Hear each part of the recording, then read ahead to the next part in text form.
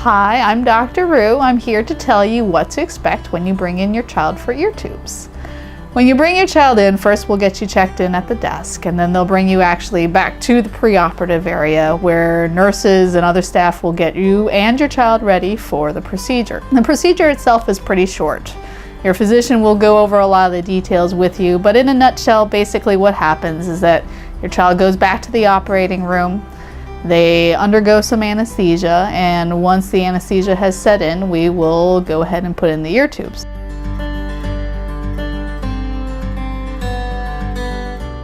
The anesthesia involved with ear tubes is considered a general anesthetic. Your child is completely asleep, will not feel any pain.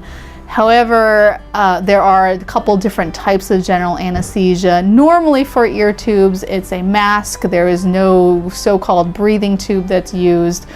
Every once in a blue moon, sometimes that needs to be done.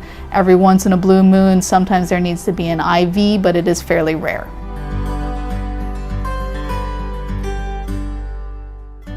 It will take literally about 2 to 5 minutes. It probably actually takes longer to have your child go to sleep and wake up than to actually have the procedure done.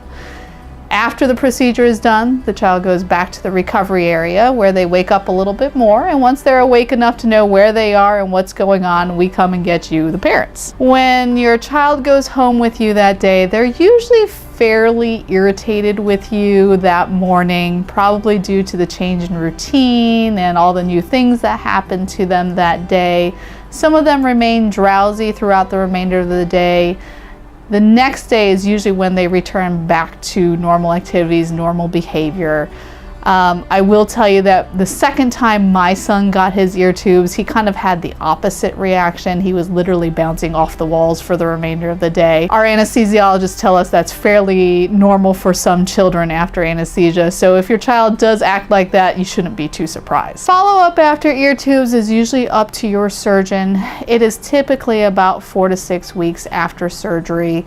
At that appointment, we just like to check the ear tubes, make sure they're not clogged, make sure everything healed up all right, make sure that there are no questions from you or your child.